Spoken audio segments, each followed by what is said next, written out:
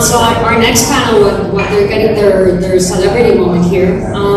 We have discussed, what an interesting panel. Thank you so much, Sarah, for moderating this. What we have been doing during the morning, as you can see, is like from a business perspective, what is it that businesses are doing to help have a much more sustainable destination, company, and actions. And now, I thought it was very interesting to actually hear from a traveler's perspective. We are all travelers. We're here. Most of you, when you raised your hand in the morning that you were flying in, or that you're not here originally from New York City, I thought, let's hear from them. So again, Sarah is going to be moderating this panel, that it's the traveler's voice, and inspiring a sustainable future. So as speakers, we have Gab Mejia. He's also a member of the Generation Future Leaders program from the Prince Albert Foundation of Monaco. And then we have Ben Brown and Seattle Doyle, co-founders of Green Media. Fantastic stories. Thank you so much.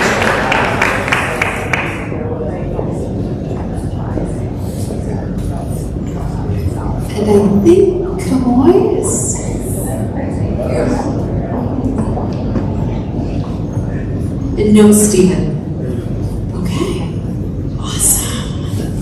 I will give a quick introduction because I know we have some people that were here in the last session.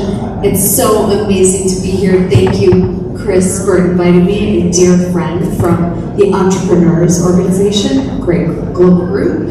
I'm a serial founder, entrepreneur in residence at Harvard Business School, work with lots of next-gen entrepreneurs, and also have a new venture called Sassy, which is in the digital art space. I'm here to be the outsider. I'm not directly in this industry, but I love to travel, and I started my career running ISEC in the US, which is a cultural exchange organization. So that is part of this world. So we're gonna go down the line with super quick intros. We do have Gab here from the Philippines. We have Ben and Sierra in town from London. We have our local, Kamoy from New Jersey. We always need to have a New York area person on the panel. Awesome. Let's start with really quick introductions of how you kind of became interested in what you do, because we want to focus again on the real life examples. So, Gab. So, hi everyone, my name is Gab. So I come from the islands of the Philippines, so the white sand beaches where you can get your tan. But I'm a National Geographic explorer and photographer, so I really work in the media industry and more on art, museums, and the cultural spaces of travel. And I do a lot of ecological stories about climate crisis, about indigenous communities, the ecological conditions, as well as like fashion. So I really like kind of in the lens of the critical lens of journalism to actually sort of like expose people who are greenwashing or sort of that. So I'm keeping an eye, but yeah, that's really my background. And I come from Manila, but I grew up also hiking a lot in the mountains of Laguna and the provinces. So early on, when I was young, I was already really immersed in nature, in the tropical rainforests of the Philippines. We would go to wetlands, we would go to marshes. So that really influenced a lot of the work that I do now. Like how can I, as an artist, how can I, as a photographer, be able to, show what my country is in our lenses, in the community of in the lenses of our communities. So it's nice to be here. Thank you so much. Amazing. Welcome. Who's been to the Philippines? Few people? Beautiful. Such a beautiful place. Ben and Sierra. Hi everyone, I'm Ben Brown and my co-founder here of Going Green Media. We film green projects all over the world, and by green projects we mean solutions for our planet. So we visit the scientists, the innovators, even forest lords as well. And we visited over 200 in the last 4 years.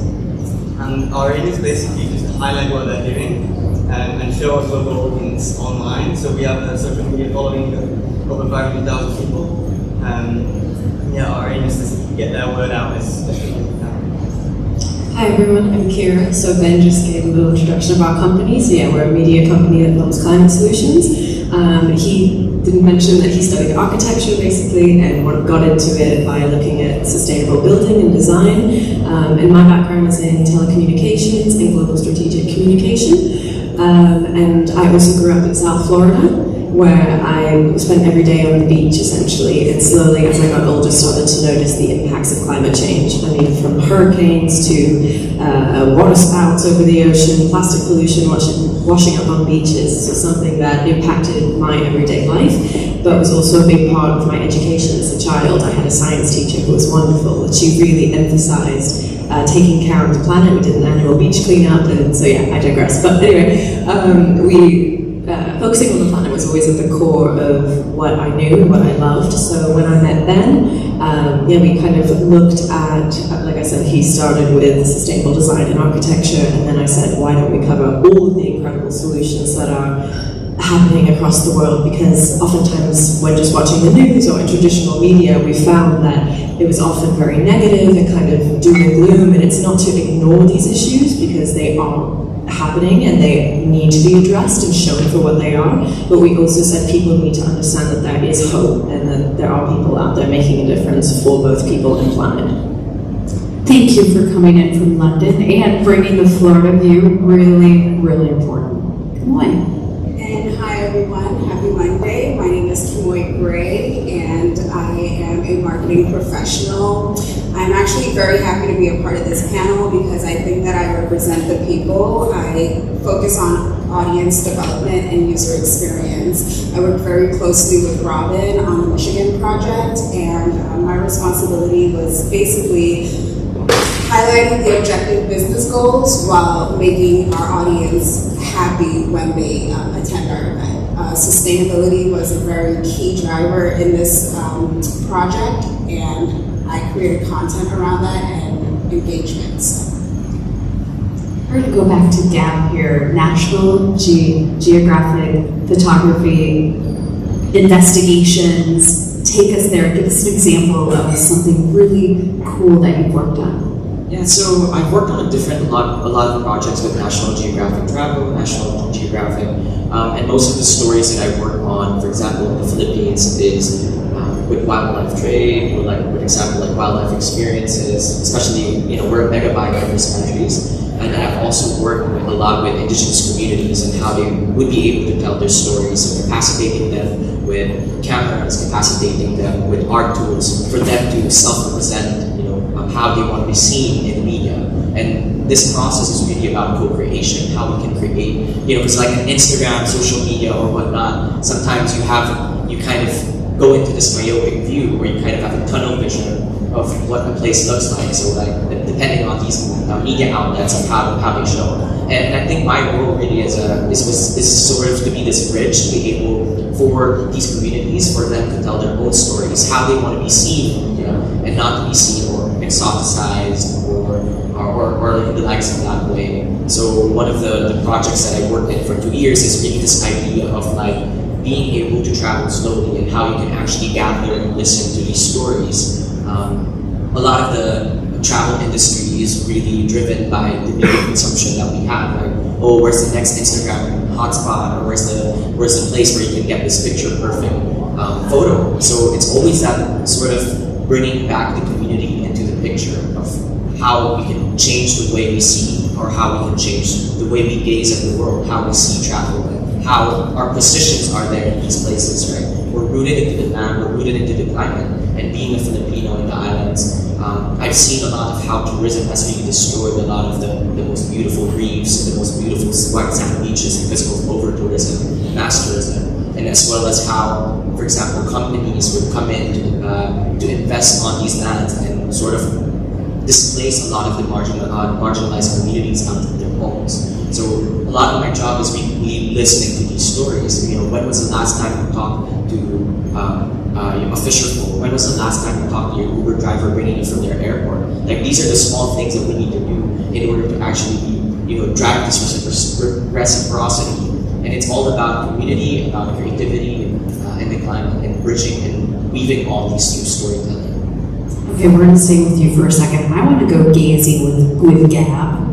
Maybe we can all go gazing with you. But you also mentioned greenwashing. Do you have an example of how you kind of uncovered something through your photography? So, for example, there's the idea of this wildlife experience in Cebu in the Philippines, and it's about the whale shark tourism called Oslo. So this place is like driving about 31 million pesos, or about like $1 million in revenue for these local fisher folks, and and it's been being kind of marketed so much on Instagram, like the TikToks of like diving with whale shark experiences, but they don't really know how impactful or like how negatively impacting the whale sharks are, because these are migratory species, and what's happening is that these whale sharks are being fed with crow by the community, but it's also hard to blame them because these fisher folks are getting their livelihood. So there's always that nuances with greenwashing or with these travel experiences for people, and it's just about having that vigilance or awareness as a responsible traveler, as someone who is visiting a place, is encountering the place, and how you can actually listen to these stories of the fisher folk and not really expose the greenwashing of these marketing or the sensationalization of these stories, but really like kind of finding the stories within their own voice. Thank you. Wonderful example. I'm going to go to the Go Green team, sharing some real life examples of work you've done. Sure. So, as Gab was saying, we like to focus on communities and people, but we also like to focus on innovation. And particularly in the travel space, there's so much innovation happening right now, from green hydrogen to electric bikes. We recently visited a company that is turning regular bikes into electric bikes with a very simple mechanism where you simply clip onto the bike. And there's so much happening in this space. And would you have the travel space? Yeah, absolutely. I think when we talk about sustainable travel, obviously the first thought is, oh, flying is bad, and it kind of focuses only on the modes of transportation. But sustainable travel truly encompasses where you stay, what you do, the people you choose to interact with and support.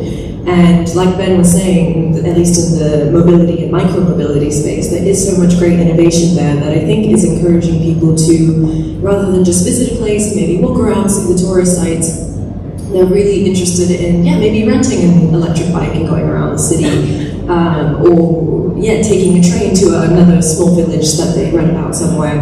And I think, technology has definitely helped drive sustainable tourism.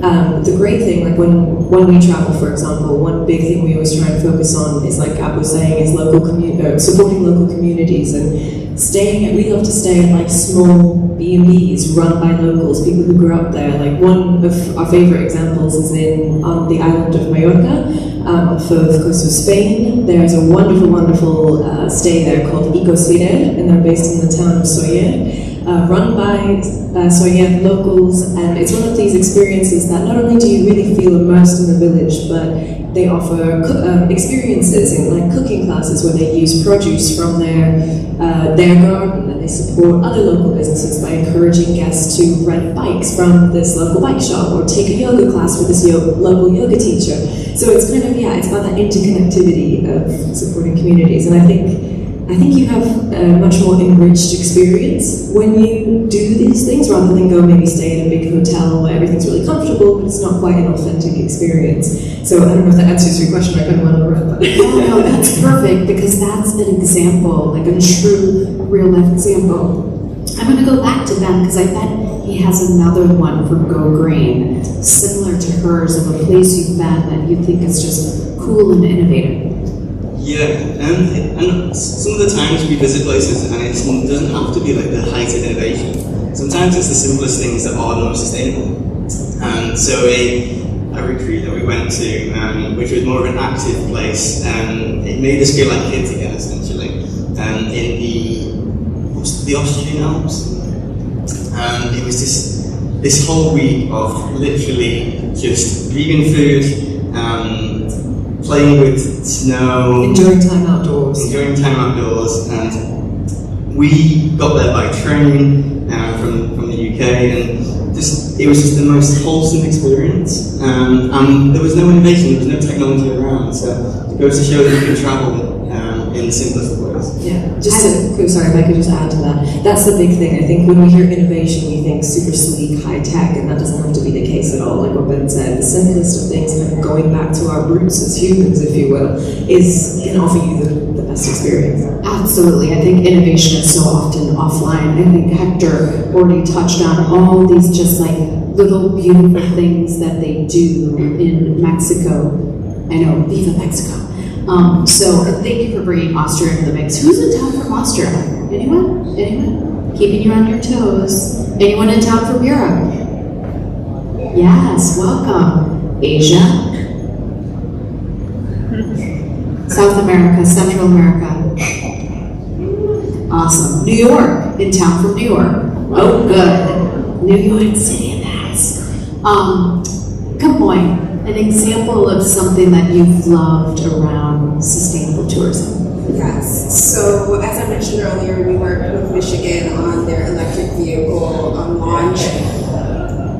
I want to say from an audience perspective, a lot of the attendees were very pleased with the experience. Where innovation came in is the fact that we were advertising a outdoors, hands-on, engaging experience. However, when they showed up to the site, it was more luxurious. We innovated the idea of camping and turned it into a glamping experience where we had luxury porta potties, we had tents that were set up. And these were all sustainable efforts because they're all reusable materials. We rented these from venues and worked with partners.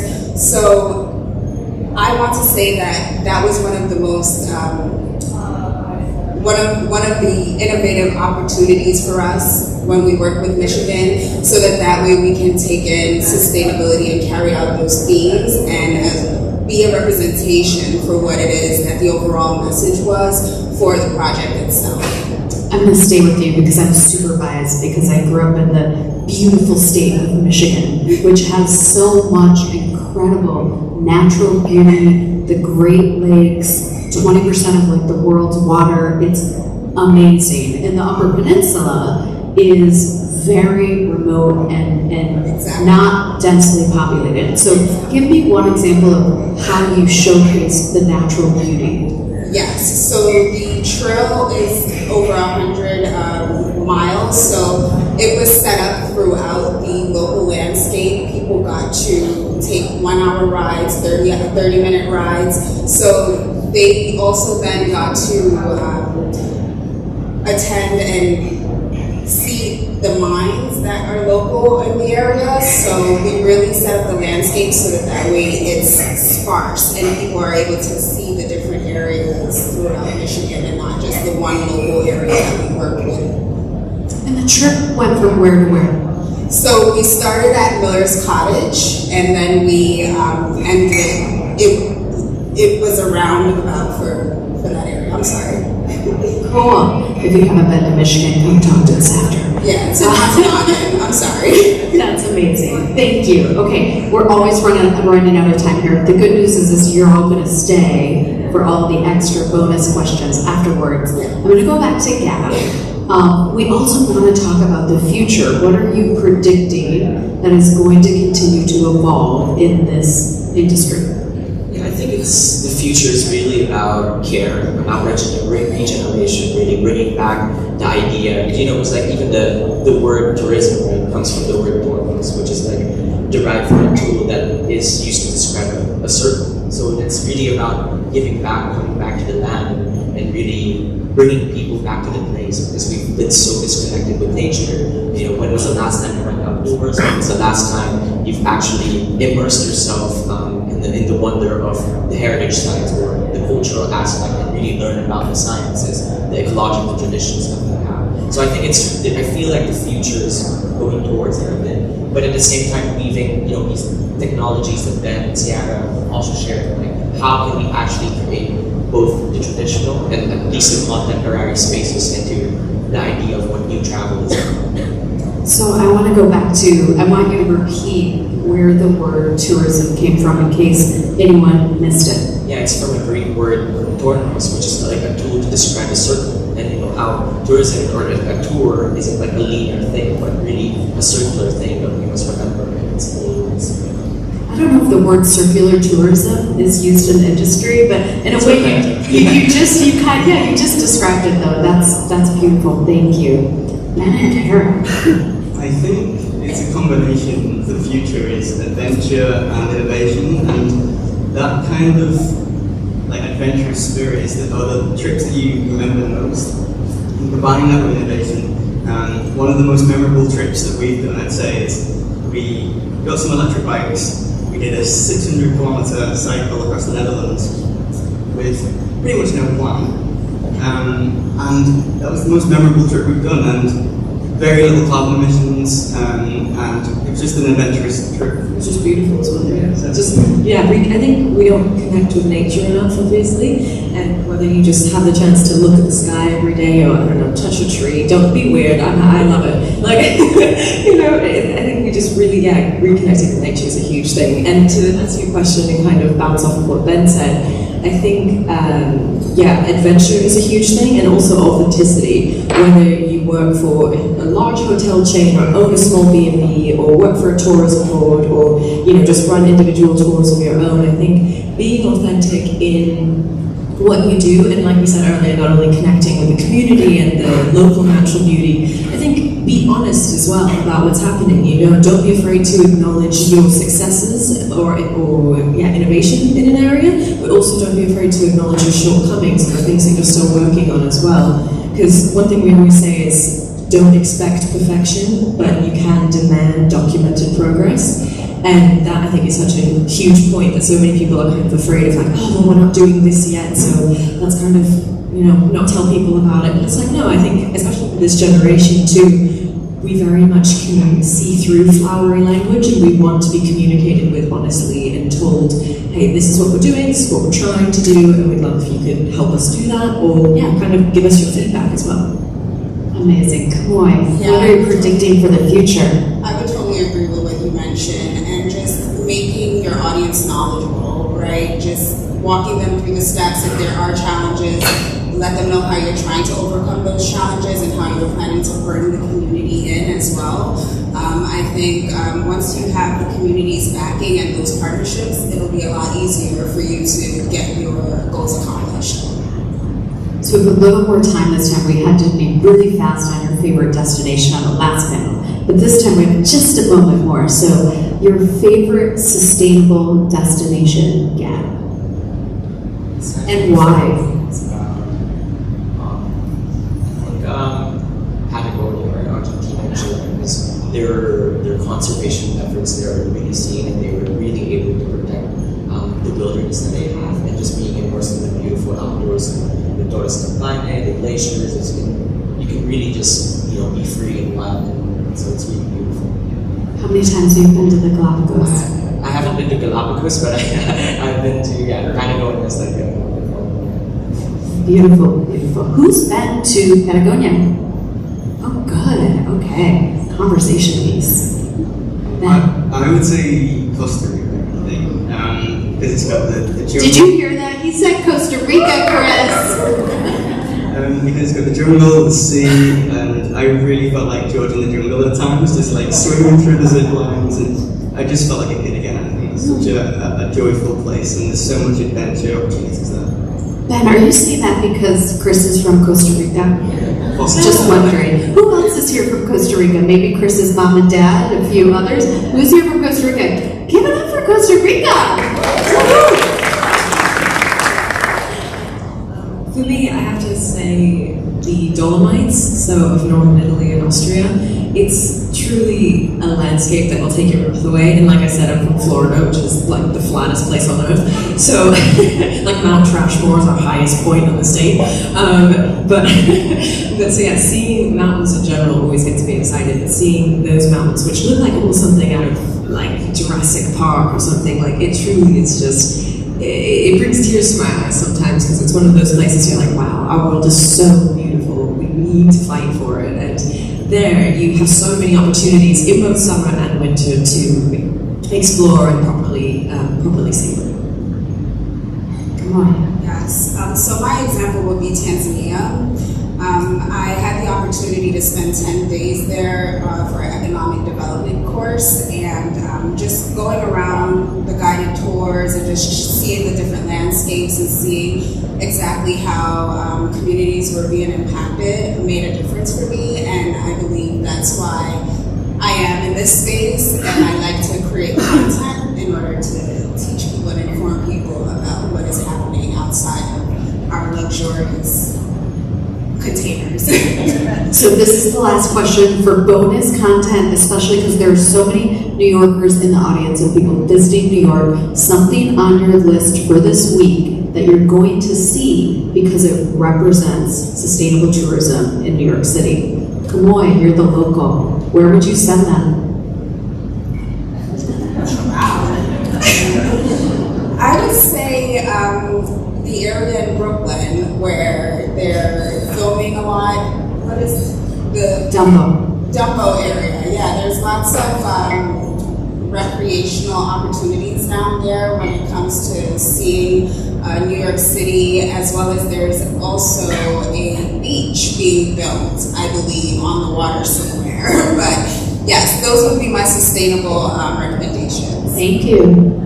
So I actually lived here for a year a few years ago, just pre-COVID, and the little island wasn't yet built, but I came back here last year, and to see that was so cool. Just to have another green space in the city obviously does so much for its people's mental health, physical health, everything. So yeah, definitely that little island. Little Island off 14th Street, so super cool, beautiful. Thank you, Ben. The High Line, if anyone's been to it, is incredible. You feel like you can walk many blocks without a car beeping or anything like that. You feel like you're in nature at times, and having the buildings all around you while you're in a green space is truly like a special feeling. The High Line, you guys are making me proud of my city. That's amazing. Gab. Well, I'm gonna copy Ziara. I love the Little Island because it's like, you know, a little piece of the water on the water, and so it's like really nice. And just like being there, it's like, oh, you know, I can't believe New York also has these man-made islands just starting to turn into sustainable like places or ecotourism or whatever. But yeah, that's the place that I want to visit. And is there a speaker here from Brooklyn from earlier? Are you still in the audience doing amazing things, Governor's Island, etc.? That was another example. Central Park, I know it's a classic, but hey, it's like the largest green space in Manhattan. It's incredible. So thank you so much, Kamoy, Kara, Ben, Gab. You're amazing. Hope you're having a fantastic. Thank you.